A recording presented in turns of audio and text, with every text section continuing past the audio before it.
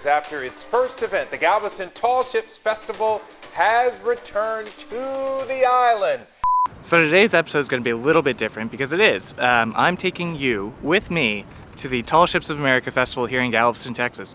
I'm going to show you guys some of the behind-the-scenes ships and talk a little bit about their history and why they're important and why you should come and visit the Tall Ships of America Festival whenever it's in your area.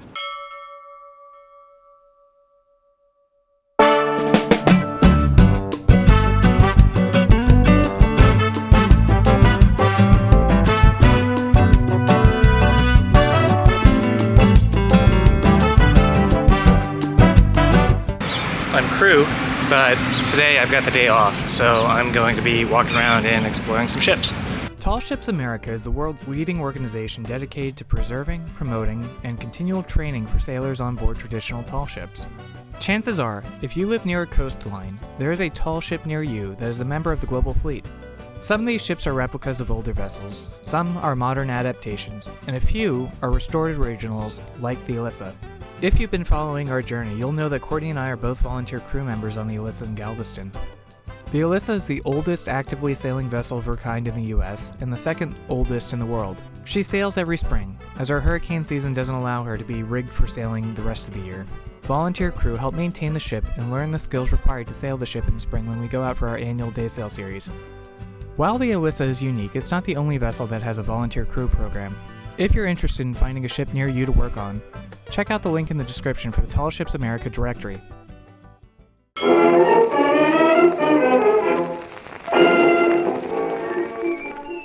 This is the Pride of Baltimore II. It's a recreation of the original Pride of Baltimore, which sank in the 1980s, and is one of the most active of all the tall ships in the fleet. It's been around the world many times, sailing over 250,000 nautical miles to date. The original was built in 1812 and was critical for fighting off the British Navy in the war. Her crew work hard to maintain the beautiful fixtures and woodwork and keep her as authentic as possible. If you're ever in Baltimore, make sure you pay her a visit, as long as she's not out exploring, that is.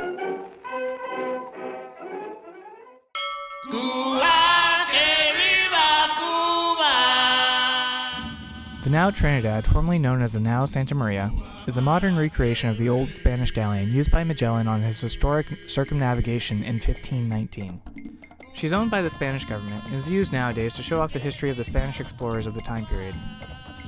Compared to some of the other ships, she's more of a floating museum than a sailing ship. The design of these galleons is not conducive to modern sailing, so she rarely operates under the power of wind. But still, if you're a fan of history, then don't miss this ship as she continues to visit ports around the world.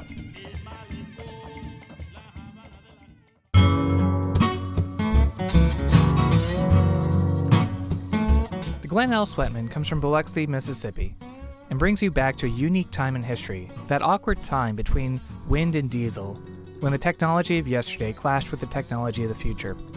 She's a replica of a style of oyster boat, a gaff-rigged schooner used by fishermen at the turn of the last century along the Gulf Coast before the adoption of modern engines. Her bigger cousin from the same era, the Ernestina Morrissey, was built in Massachusetts in 1894 as a fishing vessel. She fished with thousands of other schooners of the time in the North Atlantic to feed the growing appetite of the American populace. She later became a passenger vessel, and now continues on as a sailing school to promote traditional sailing in New England. This year marks the end of a multi-year refit for her, and she's looking as good as the day she left the shipyard 129 years before. Well, I'm back on board and in my bunk. It's only noon and I'm exhausted.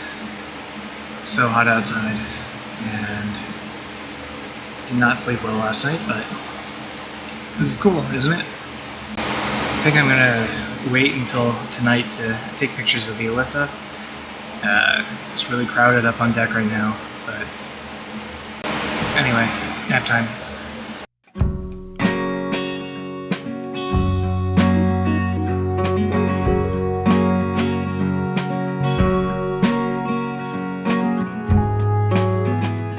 So the first day of the festival is done for us. I ended up actually stepping in and helping out a bit today. It was a beautiful day, and yeah, the Elissa was very popular. I think a lot of people thought it was their favorite ship. My personal favorite ship of the festival, excluding the Elissa, that is, was the When and If. She's a yacht commissioned in 1939 for General George Patton. General Patton is quoted as saying, "When the war is over, and if I live through it, Bay and I are going to sail her around the world." What's special about her visit to Galveston is that the USS Texas is in the dry dock here being restored across the channel. The Texas was instrumental in the war in Europe, as was General Patton. And I think it's neat that we have two vessels with a connection here for the weekend. Nowadays, the When and If can be found in Key West with their new owners, and is available for day sales and charters. The Tall Ships Festival travels about every 3 years, so make sure you're looking out for the next one. And if it's in your area, make sure you make a plan to go and visit. Thank you for watching. If you enjoyed this video, please make sure you hit the like button and let us know. Your continued support means a lot to us.